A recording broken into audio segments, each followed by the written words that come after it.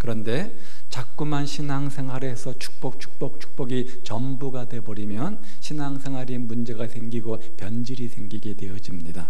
그것을 우리가 기복신앙이라고 말하죠. 한국교회가 가지고 있는 문제 중 하나가 바로 이 기복신앙인데, 기복신앙이 가지는 문제 두 가지가 있습니다. 하나는 복이 목적이 되어서, 예수 믿는 것이 복받는 것이 되어서 하나님을 이용하려는 문제가 생긴다는 겁니다. 이것은 우선순위의 문제이겠죠. 신앙생활을 하는 목적은 하나님을 섬기고 하나님을 기쁘시게 해드리고 하나님의 뜻을 이루는 것이 바로 신앙의 목적이어야 되는데, 기복신앙은 하나님께 우선순위가 있는 것이 아니라 복받는 것에 우선순위를 두게 되는 그런 문제가 발생하게 되어집니다. 이렇게 되어지면 그것은 신앙이 아니라 미신이 되어지는 거죠. 또 한 가지 기복신앙의 문제점은 성경적 복을 잘못 이해하고 오해하고 있다는 겁니다. 세상에서 잘 되고 세상에서 성공하는 것을 복으로 오해를 합니다. 물론 그런 것들이 복이 아닌 것은 아니지만 그것은 성경적 복이 아니라 우리가 성경적인 삶을 살면 성경적 삶은 따라오는 하나의 부수적인 결과물이라는 것이죠. 성경적인 복은 내가 복 있는 사람이 되는 겁니다. 내가 복의 근원이 되는 겁니다. 내가 복덩어리가 되어지면 그런 나로 말미암아 그런 축복이 자연스럽게 찾아오게 되어진다는 겁니다. 하나님은 우리가 복 있는 사람이 되기를 원합니다. 내가 복덩어리가 되어서 내가 하는 모든 일에 하나님의 축복이 넘치고 내가 가는 어떤 길이라도 하나님의 축복이 넘치고 그래서 나를 복 있는 존재로 변화시키는 작업을 하고 계시는 겁니다. 내가 복 있는 사람이 되어지면 그 결과로 복이 임하기 때문이죠. 그래서 그 과정 속에서 하나님께서 우리를 복 있는 사람으로 만드시기 위해서 연단하고 훈련하는 도구로 우리를 다듬어 가시는 겁니다. 오늘 본문은 우리가 복 있는 사람이 되는 비결을 소개해 주고 있습니다. 그러면서 먼저 어떤 복을 말씀하고 계시냐면 21절 말씀에 보면 복이 임한다고 되어져 있어요. 또 23절 말씀도 보십시오. 너가 지음을 받았다. 너가 지음을 받았다. 이 말은 다시 흥하게 되어진다는 겁니다. 다시 잘 된다는 겁니다. 역시 혹시 여러분들 가운데 어려움을 당해서 내 인생이 바닥처럼 느껴지는 그런 분들이 계십니까? 그럴 때 하나님을 의지하게 되어지면 다시 흥하시는 축복을 주신다는 거죠. 또 23절에 보면 장막에서 불의를 멀리하신다. 장막은 복된 가정을 의미하는 겁니다. 가정의 축복을 말씀하시는 거죠. 25절 보십시오. 전능자가 보배가 되시고 귀한 은이 되신다. 뭡니까? 물질의 축복을 말씀합니다. 하나님이 생업의 축복을 주시겠다는 겁니다. 26절에 보면 하나님을 기뻐하게 되어진다. 또 27절 보십시오. 우리가 하는 기도가 응답이 되어진다고 말합니다. 여러분, 기도하면 응답이 있기를 바랍니다. 여러분이 간과하는 모든 것마다 응답의 주인공들 되시기를 바랍니다. 기도해도 응답이 없다면 기도가 무슨 의미가 있겠어요? 또 28절에 보시면 우리가 무엇을 결정하면 그것이 그대로 다 이루어질 것이다. 이것만큼 더 큰 축복이 또 어디 있습니까? 또 우리의 길에 빛이 비친다. 여러분이 하는 일에 하나님께서 빛을 비추어서 올바로 가도록 인도해 주신다는 겁니다. 29절 30절은 뭐라고 말합니까? 낮아진 자리에서 고통 속에서 구원받고 높여주신다. 이렇게 말씀합니다. 여러분 모두가 이런 축복의 주인공들 되시기를 바랍니다. 자, 그러려면 내가 그렇게 복 있는 사람, 복의 근원, 복덩어리가 되려면 어떻게 해야 되는가? 오늘 본문이 교훈하는 첫 번째는 하나님과 화목하라는 겁니다. 하나님과 화목하라는 겁니다. 왜 하나님과 화목해야 되는가? 모든 복이 어디에서 옵니까? 하나님에게서부터 오기 때문에 그렇습니다. 영적인 축복, 구원의 축복만 하나님에게서 오는 것이 아니라 물질적인 축복도 하나님이 주시는 거고 건강의 축복도 하나님이 주시는 거고 가정과 자식이 잘 되는 모든 우리의 인생의 육체적 축복들도 하나님이 주시는 겁니다. 다시 한번 21절 말씀을 보십시오. 너는 하나님과 화목하고 평안하라. 그리하면 복이 너에게 임하리라. 모든 복은 하나님이 주셔야만 받을 수 있다는 거예요. 그렇기 때문에 우리는 하나님과 화목하고 하나님과 평안해야 된다는 거죠. 성경은 분명히 우리에게 축복을 약속하고 있습니다. 그런데 왜 믿는 우리 가운데 이런 축복의 주인공이 되지 못하는 경우가 일어나는 겁니까? 그 이유가 뭘까요? 여러 가지 이유가 있겠지만 욥기서는 두 가지 관점으로 우리에게 설명을 합니다. 하나는 하나님의 연단입니다. 지금 우리가 하나님의 축복을 받기 위한 연단의 과정 속에 있다는 거예요. 하나님은 하나님의 백성들을 귀하게 만드시려고, 축복의 주인공 되게 만들려고 지금은 순금처럼 우리를 다듬어 연단하고 계시다는 거지요. 욥기 23장 10절 말씀을 한번 봅니다. 그러나 내가 가는 길을 그가 아시나니 그가 나를 단련하신 후에는 내가 순금같이 되어 나오리라. 욥의 고백 아닙니까? 하나님의 단련을 통과해야지만 순금처럼 하나님의 축복의 주인공이 될 수 있다는 거죠. 그 기간 동안은 나를 단련하고 계시기 때문에 내가 복을 누리지 못하는 것처럼 느껴질 수도 있지만, 그 고난과 훈련의 단련의 기간들을 끝나게 되어지면 순금이 되어서 불순물이 없는 정금 같은 삶이 되어서 축복의 주인공이 되어진다는 거예요. 또 한 가지 이유는 하나님과의 불화입니다. 하나님과의 불화입니다. 오늘 말씀은 하나님과 화목하라, 그러면 복이 임한다. 역설적으로 뒤집어 설명하면 하나님과 불화하면 축복이 임하지 않는다는 거죠. 축복이 임하지 않는다는 거죠. 수도 파이프가 막히게 되어지면 어떻게 물이 잘 전달될 수 있습니까? 다른 곳으로 새든지 또 다른 문제가 발생하게 되어집니다. 막히면 안 되잖아요. 그러면 왜 하나님과 우리는 불화하게 되어지는 겁니까? 성경은 말하기를 죄 때문이라고 말합니다. 우리의 교만 때문이라고 말합니다. 우리의 불순종 때문이라고 말합니다. 여러분, 바느질을 할 때 실이 매듭이 맺혀 있으면 바느질이 잘 되지 않겠죠. 마찬가지로 하나님과 나 사이에 아직도 풀리지 않은 매듭이 있다고 한다면 복이 올 수가 없는 겁니다. 그래서 하나님과 화목하려면, 하나님의 축복의 주인공이 되려면 먼저 묶인 매듭을 푸는 작업이 필요한 거예요. 죄의 문제라든지 불순종의 문제라든지 교만의 문제라든지. 자, 그 매듭이 무엇입니까? 우리는 큰 것들만 생각하는 경향이 있습니다. 작은 교만, 사소한 것들, 사소한 말 한마디, 행동 하나, 이것도 죄인데 그냥 두고 넘어갈 때가 참 많이 있죠. 그러면 그것이 매듭이 되고 얽히고 얽혀서 큰 매듭이 되어지는 경우를 봅니다. 별거 아닌 것처럼 보이는 그런 것들이 하나님과의 관계를 심각하게 만드는 요소가 되어진다는 거죠.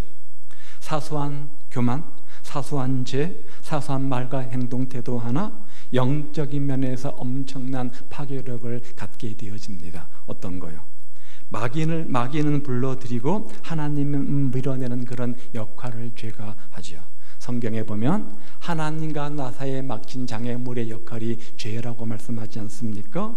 마귀는 멀리 해야 되고 하나님은 가까이 해야 복이 임하는데, 이것을 자꾸 제가 거꾸로 해버리게 만든다는 거죠. 가까이 하지 말아야 될 마귀를 가까이 하게 만들고 가까이 모셔야 될 하나님은 밀어내는 것, 바로 이것이 인생의 매듭, 죄라는 겁니다. 우리는 하루를 살아가면서 얼마만큼 하루에 죄를 지며 살아갈까요? 인생 속에 하루라도 죄를 짓지 않는 사람은 없습니다. 하나님은 우리의 행동만 죄가 아니라 마음속에 잘못된 생각, 잘못된 마음, 그리고 툭툭 던지는 말 한마디, 이 모든 것이 다 죄가 된다, 이렇게 말씀하지 않습니까? 그런 차원으로 생각해 보면 하루에 10번 정도만 죄를 짓는 사람이 있다면 굉장히 훌륭한 생활을 하는 겁니다. 믿음도 좋고 신앙도 좋고 굉장히 윤리적이고 도덕적인 삶을 사는 사람입니다. 그런데 하루에 10번 죄를 짓는다면 한 달이면 300번이 되는 거고 1년이면 3,600번이 되는 거고 10년이 되고 20년이 되어 보십시오. 우리는 수십만 건의 죄를 지으며 살아가는 겁니다.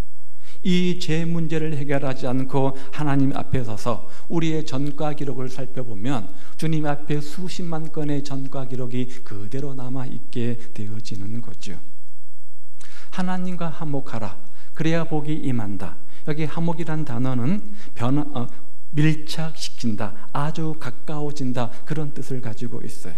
누가 하나님의 복을 받아 누릴 수 있다고요? 하목하는 사람, 하나님과 가까이 하는 사람이 복되다는 겁니다. 그래서 시편 73편 28절 말씀에 보면 시편 기자가 이렇게 고백하죠.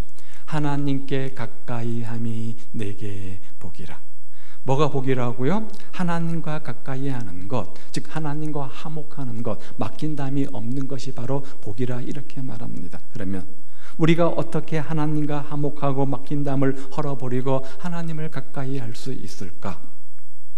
우리는 예수님께서 십자가에서 흘리신 보혈을 의지하여 제사함 받습니다. 그리고 그 주님의 은혜로 하나님 앞에 나아가게 되었고, 그 주님의 은혜로 말미암아 하나님과 화목하며 하나님과 가까워질 수 있다는 거죠. 로마서 5장 말씀을 봅니다. 그러므로 우리가 믿음으로 의롭다 하심을 받았으니 우리 주 예수 그리스도로 말미암아 하나님과 화평을 누리자. 우리가 어떻게 하나님과 화평을 누릴 수 있다고요? 우리 주 예수님으로 말미암아, 우리 주 예수님을 통해서만 화평을 누릴 수 있다는 겁니다. 그러면 예수님의 어떤 역할 때문에, 어떤 근거 때문에 우리가 하나님과 화평을 누릴 수 있을까? 그 다음 10절 말씀해 보니까 곧 우리가 원수 되었을 때, 하나님을 믿지 않고 죄인된 삶을 살아가고 있을 때 그의 아들의 죽으심, 예수님의 십자가의 죽으심으로 말미암아 하나님과 화목하게 되었다, 이렇게 말씀하고 있습니다. 우리들은 예수님의 피와 예수님의 공로를 힘입어 하나님과 화목하고 하나님 앞에 나아갈 수 있다는 거죠. 오늘 우리가 하나님의 복을 받아 누리려면 하나님과 화목해야 됩니다. 하나님과 평안한 관계를 가져야 됩니다. 하나님과 화목하고 평안한 관계를 가지려면 우리 죄를 대신 짊어지시고 십자가에 죽으신 예수님을 믿어야 되고 그분을 의지하며 신뢰해야 됩니다. 여러분 모두 그 주님으로 말미암아 하나님과 화목하고 평안한 삶이 되시기를 바라고, 그러므로 말미암아 하나님의 축복의 주인공들 되시기를 우리 주님의 이름으로 축복을 드립니다. 내 마음속에 막힌 담이 있다면, 불편한 마음, 불평하는 마음, 그런 것들이 있다고 한다면 생각나는 대로 그 매듭들을 주님 안에서 풀어버리시기를 바랍니다. 자, 두 번째는 22절 말씀에 보면 말씀을 마음에 두어야 한다고 말해요. 복 있는 사람, 즉 복의 근원이 되려면 하나님 말씀을 듣고 받고 하나님 말씀을 그 마음에 두어야 된다는 거죠. 한번 22절 말씀을 같이 한번 읽어봅니다. 시작.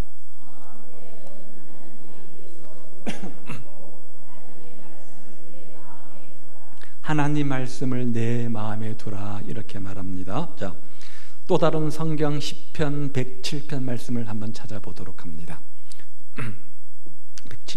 107편 넘겨보세요. 네, 자, 10절과 11절은 이렇게 말해요. 사람이 흑암과 사망의 그늘에 앉으며 곤고와 쇠사슬에 매임은 고통과 환난 가운데 있다는 말이죠. 하나님 말씀을 거역하며 지존자 하나님의 뜻을 멸시함이라. 왜 우리가 아픔과 고통과 사망의 그늘 아래에 있다고요? 하나님 말씀을 불순종했기 때문에, 하나님 말씀 앞에 우리가 말씀을 거역했기 때문에, 하나님 말씀을 버렸기 때문이다, 이렇게 말합니다. 그래서 이런 고통과 환난이 우리에게 있다는 거예요. 그 해결책이 뭔가? 그 다음 말씀 한번 읽어보세요. 시작. 이에 그들이 그가 그들의 고통에서 그들을 구원하시되 그가 그의 말씀을 보내어 그들을 고치시고, 사람이 하나님 말씀을 버렸습니다. 그 결과 고난을 당했습니다. 그러자 회개하고 하나님께 구원해달라고, 하나님의 은혜를 달라고 부르짖으면 하나님께서 그냥 두지 않으시고 해결책을 주시겠다는 거예요. 어떻게? 먼저는 기도하는 사람에게 하나님께서 말씀을 주십니다. 말씀을 주십니다. 그리고 그 말씀의 능력으로 말미암아 그를 고치고 위험한 지경에서 건져내 주신다, 이렇게 말씀하시죠. 이렇게 하나님의 말씀은 살아서 역사하는 힘이 있습니다. 히브리서 4장 말씀에 보면 주의 말씀은 살아있고 운동력 있고 좌우의 날선 것같이 우리의 영혼의 골수를 쪼갠다, 이렇게 말하지 않습니까? 살아있고 활력 있고 능력 있는 하나님의 말씀이 그 사람 속에 들어가면 그 말씀이 영적으로 죽었던 사람을 살리게 되어진다는 거죠. 영적으로 잠들어 있던 사람을 깨우고 영적으로 무능한 사람들을 능력자로 만들어 주신다는 거예요. 가끔 우리 주변에 보면 저 사람 하는 행위가 구제불능이다, 사람 구실 못하겠다 라고 우리가 치부해버린 사람들이 어느 날 은혜를 받고 개가천선 큰 변화를 경험하는 것을 봅니다. 왜 그런 일들이 일어나는가? 영적으로 죽었던 사람 속에 생명의 성령님께서 생명의 말씀이 들어가니까 성령의 능력과 말씀의 능력으로 그를 변화시켜 놓은 거예요. 디모데후서 3장 15절 말씀입니다. 또 어려서부터 성경을 알았나니 성경은 능히 너로 하여금 그리스도 예수 안에 있는 믿음으로 말미암아 구원에 이르는 지혜가 있게 하느라. 성경의 첫 번째 기능은 구원입니다. 그런데 또 그 다음 보십시오. 모든 성경은 하나님의 감동으로 된 것으로 교훈과 책망과 바르게 함과 의로 교육하기에 유익하니 이는 하나님의 사람으로 온전하게 하며 모든 선한 일을 행할 능력을 갖추게 하려 함이라. 첫 번째 성경의 역할은 우리를 구원시키는 목적이 있지만 두 번째 목적은 구원받은 우리로 하여금 하나님의 사람으로 온전케 하고 모든 선한 일을 행하게 온전케 하는 그런 기능, 능력을 가지고 있다는 거예요. 자, 무슨 말이냐? 물에 소금을 집어넣으면 소금물이 됩니다. 마시면 짭니다. 왜 그렇죠? 소금의 짠 기운이 물을 그렇게 변화시킨 거예요. 물에다가 설탕을 집어넣으면 단물이 됩니다. 왜 그렇습니까? 그 안에 설탕이 들어가서 설탕이 그 물을 변화시킨 겁니다. 마찬가지입니다. 하나님의 말씀이 그 사람 속에 들어가면 그 말씀 때문에 사람의 변화가 일어난다는 거예요. 변화가 일어난다는 거예요. 그래서 말씀을 받고 말씀을 마음에 두는 것이 복이라 이렇게 말씀하고 있는 거예요. 누가복음 6장 45절 말씀을 한번 봅니다. 선한 사람은 마음에 쌓은 선에서 선을 내고 악한 자는 그 쌓은 악에서 악을 내나니 이는 마음에 가득한 것을 입으로 말함이라. 무슨 말이냐? 어떤 사람이 악한 말을 막 합니다. 그러면 그 이유는 그 사람 속에 악한 생각, 악한 마음이 있기 때문이라는 거예요. 마음의 생각들이 입술로 나오기 때문에 그 입술의 말들을 들어보면 그 마음의 생각을 읽을 수 있는 거예요. 반대로 어떤 사람은 선한 말들만 막 합니다. 그러면 그 안에 선한 마음, 선한 생각이 있다는 증거예요. 그러면 내 마음속에 하나님 말씀으로 꽉 차 있으면 내 입술은 그 하나님 말씀을 이야기하겠죠. 그 하나님 말씀을 내가 내 입술로 선포하겠죠.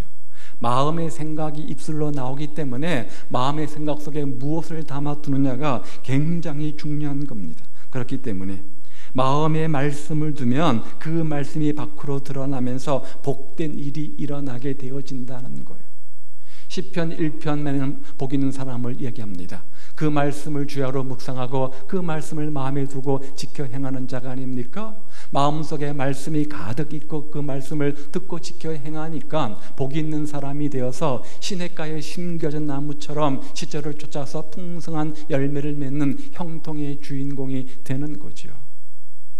왜 우리가 성경을 읽고 왜 설교를 듣고 성령님의 음성의 귀를 기울여야 됩니까? 투명한 유리컵에 검정색 잉크를 부으면 컵이 어떻게 변하면 검정색으로 변합니다. 투명한 유리컵에 노란색 잉크를 넣으면 그 컵은 노랗게 변합니다. 마찬가지로 우리 속에 세상 것들을 들어오면 세상 것들이 가득하게 되어지면 우리는 변화됩니다. 변질됩니다. 어떻게 해요? 세상적으로 세속화가 되어지겠죠. 반대로 우리 속에 하나님 말씀이 들어오면 그 말씀이 우리 삶을 변화시킵니다. 어떻게 해요? 하나님의 사람으로, 신령한 사람으로. 복 있는 사람이 되기를 원한다면 그 마음이 하나님의 말씀을 채우라는 겁니다. 그 말씀이 삶을 지배하도록 만들라는 겁니다. 그 말씀을 지켜 순종하며 행하라는 겁니다. 그래야 할 때 복 있는 사람이 될 수 있다는 거예요. 세 번째는 하나님만 의지하시기 바랍니다. 23절 말씀에 보면 너가 만일 전능자에게로 돌아가면 너가 지음을 받을 것이라. 자, 지음을 받는다, 이 말의 또 다른 성경적 표현은 다시 흥한다, 다시 회복된다, 그런 뜻을 가지고 있어요. 개역 성경이나 표준 새 번역에서는 다시 회복되어진다, 다시 흥한다, 이렇게 번역해 놓았어요. 망했던 사람이 전능자에게 돌아가면 다시 흥한다는 거예요. 다시 회복된다는 거예요. 쇠하였던 사람이, 실패했던 사람들이 다시 전능자로 돌아가면 회복되고 승리하며 성공할 수 있다는 거예요. 그러면 전능자에게로 돌아가면 이런 일들이 일어난다고 하는데, 전능자에게로 돌아간다는 말의 의미가 뭘까? 물질을 의지하지 말고 하나님만 의지하라는 거예요. 물질을 의지하지 말고 하나님만 의지하면 그 결과 너는 회복될 것이다, 너는 부흥할 것이다, 이렇게 말씀하는 거예요. 그 다음 24절과 25절 말씀을 봅니다. 자, 시작.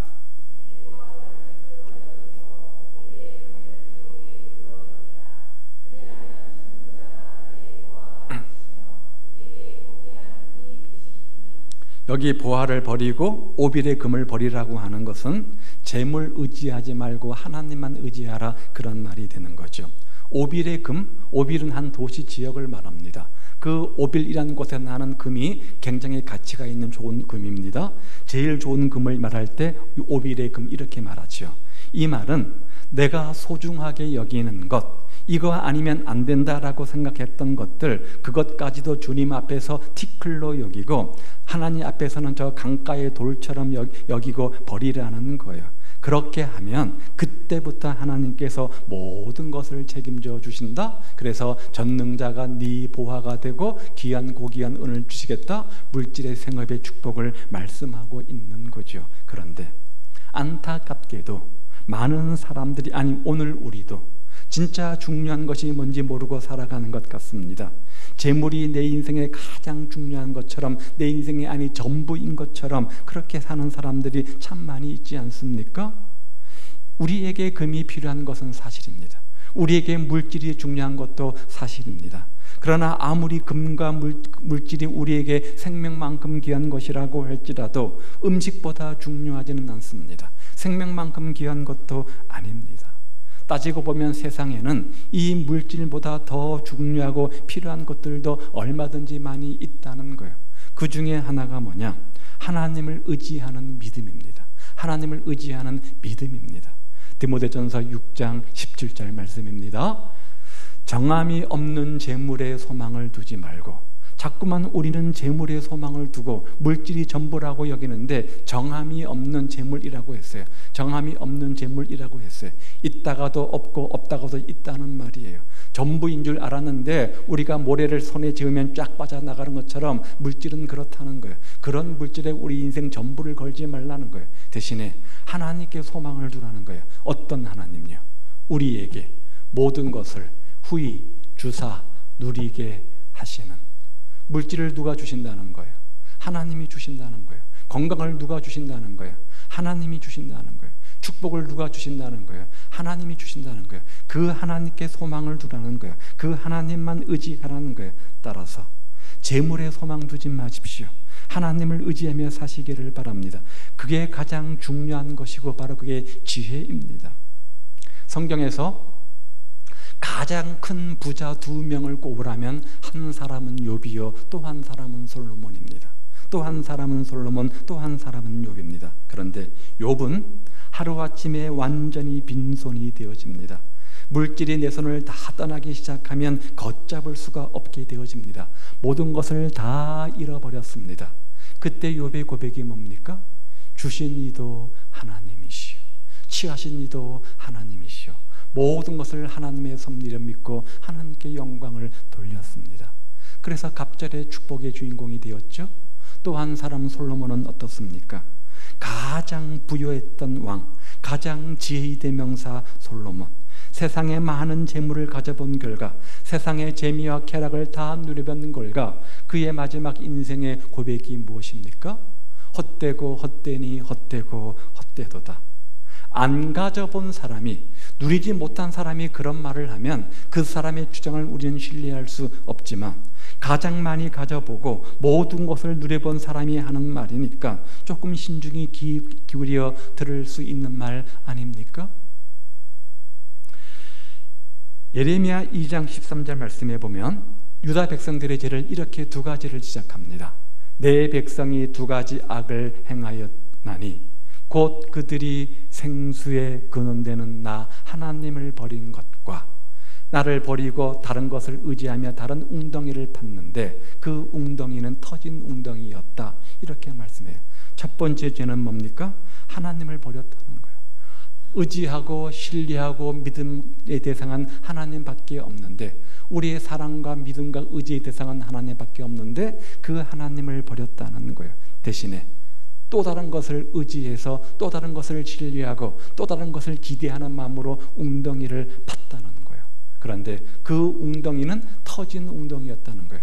웅덩이가 터졌으니까 파면 뭐합니까? 다 새어나가잖아요. 다 새어나가잖아요. 다 새어나가잖아요.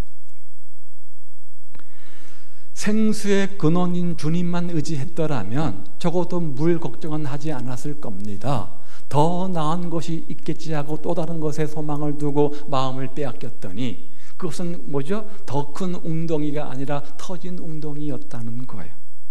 정말 그들에게 필요한 것은 생수의 근원 되시는 하나님을 의지하는 거였습니다. 돈 의지하지 말고 하나님 의지하십시오. 사람 의지하지 말고 하나님 의지하시기 바랍니다. 건강 의지하지 말고 하나님 의지하시기 바랍니다. 권력도 의지하지 말고 하나님을 의지하시기 바랍니다. 이게 진짜 지혜라는 거예요.